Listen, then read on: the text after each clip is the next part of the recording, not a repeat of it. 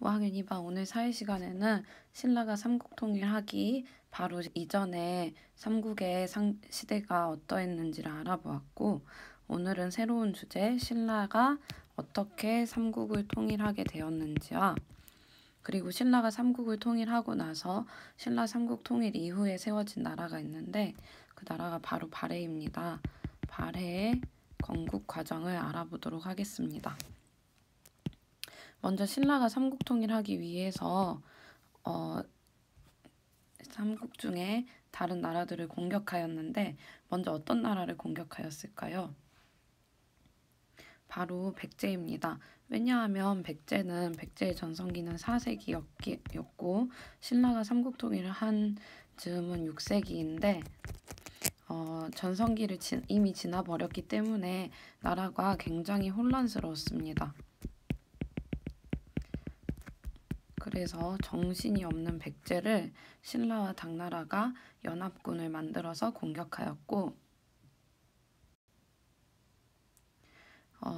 백제에게 결정적으로 이기게 된 전투가 황산벌 전투인데 이 전투를 통해서 결국 백제는 멸망하게 됩니다.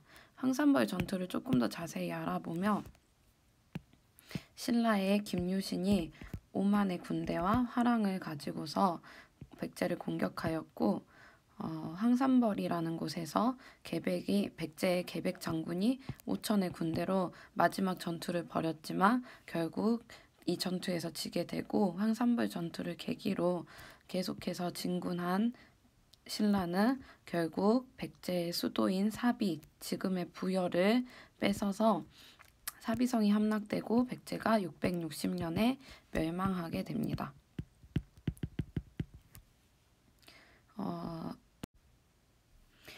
이번에는 신라가 백제를 차지하고 나자 신라가 고구려를 공격하게 됩니다. 고구려의 멸망 과정을 조금 더 자세히 살펴봅시다. 먼저 고구려의 멸망 과정에는 국력이 약화된 고구려의 모습이 있습니다. 고구려는 계속해서 전쟁을 치루었습니다. 수나라, 당나라와의 전쟁뿐만 아니라 그 큰 전투는 이겼지만 그럼에도 불구하고 계속해서 중국이 고구려를 공격했고 신라와 당나라가 연합군을 맺어서 공격을 계속해서 했기 때문에 계속된 전쟁으로 국력이 굉장히 약화되어 있었습니다.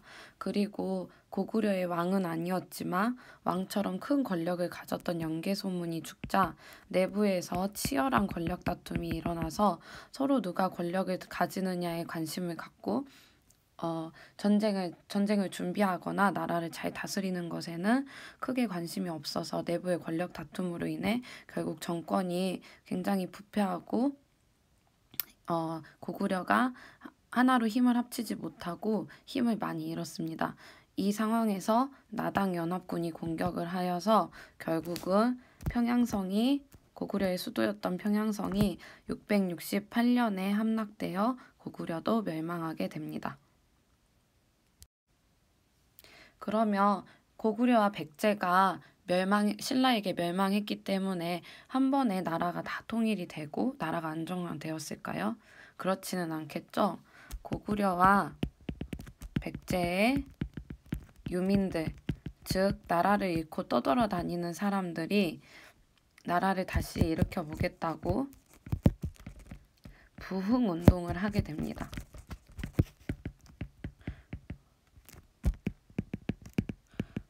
나라를 다시 일으키겠다고 여기저기에서 나라의 옛 모습을 찾기 위해서 고구려를 다시 일으키려는 고구려의 옛날 백성들이 모여서 그리고 백제의 옛날 백성들이 모여서 부흥운동을 일으키지만 결국 실패로 끝나게 됩니다. 백제와 고구려의 유민들이 계속해서 부흥운동을 했기 때문에 삼국통일이 잘 되지 않았지만 또 그거 외에도 신라가 삼국통일을 하는데 걸림돌이 되는 것이 하나가 있었는데 바로 당나라와의 관계입니다. 사실 당나라는 신라와 연합을 한 이유가 신라와의 연합을 통해 고구려를 침략하고 고구려 땅을 자기들의 땅으로 만들고 더 나아가서는 한반도 전체를 당나라의 땅으로 만들려는 야심을 가지고 있었습니다. 그래서 계속해서 신라가 고구려와 백제와 고구려를 정복한 이후에도 계속해서 신라를 공격하였는데, 그래서 크게 두 번의 전투를 통해서 백제는 결국 당나라를 몰아내게 됩니다. 먼저 첫 번째 전투는 매소성이라는 곳에서 있었던 전투인데 675년에 육로를 통해서 쳐들어온 당나라 군대를 크게 쳐부수었고, 그 이후에 676년에는 다시 당나라 군대가 바다를 타고서 공격하는 수군을 데리고서 기벌포, 지금의 서천으로 공격해 들어왔는데 676년에 기벌포 전투에서도 승리하면서 당나라의 지배 야욕을 꺾게 됩니다. 그렇지만 당나라의 공격은 막아냈지만 결국 고구려의 땅은 다 차지하지 못하고 대동강 이남, 이곳이 대동강인데 대동강의 남쪽으로만 삼국 통일을 이루게 됩니다.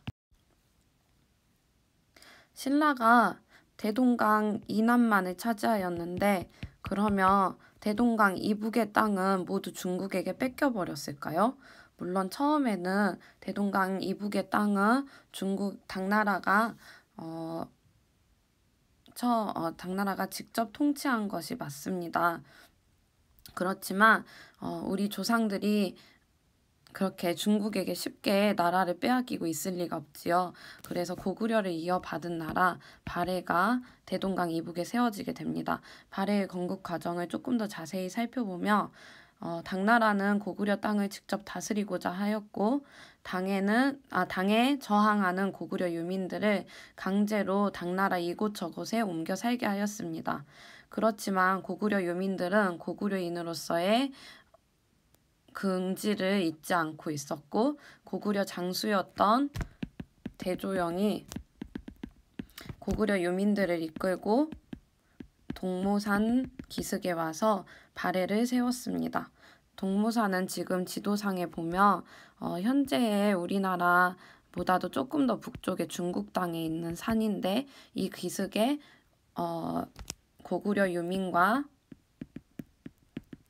말갈족들, 중국의 소수민족인 말갈족들을 모아서 발해를 세웠습니다.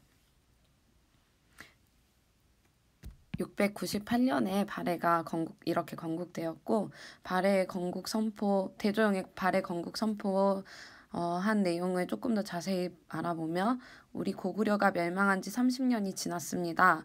당이 고구려의 옛 땅을 지배하고 유민들을 강제로 이주시켰습니다. 그러나 우리는 당의 지배에서 벗어나고자 이곳 동모산에 이르렀습니다. 우리는 당의 추격을 물리치고 나라를 세울 수 있었습니다. 이곳에는 나를 따르는 말갈족도 함께하여 새로운 땅을 개척하였습니다. 앞으로 당과 신라에 대항하여 고구려의 옛 영토를 되찾도록 노력합시다 라고 발해 건국을 선포합니다. 실제로 발해는 계속해서 동모산에 나라를 세운 이후에 계속해서 발전하여서 고구려의 옛 땅들을 거의 다 찾게 되었습니다. 그리고 발해는 고구려의 유민들이 모여서 된 나라인 만큼 고구려의 기상과 문화를 이어받았습니다. 고구려의 기상과 문화를 이어받은 것을 고구려와 발해의 유적과 유물을 통해서 유적과 유물을 비교해 보면 알 수 있는데, 한번 살펴보면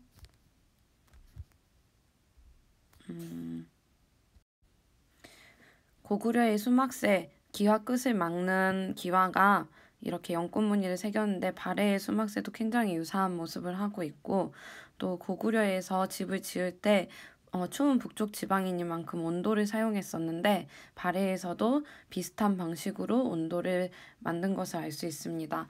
또 발해가 일본에 사신을 보냈을 때 사용한 목간, 나무에 쓰여진 편지를 보면 발해를 스스로 발해라고 쓰기보다 즉 고구려라고 표현하였고, 발해 사람을 매긴 고구려인이라고 표현한 것에서 고구려의 긍지와 기상을 이어받은 것을 알 수 있습니다.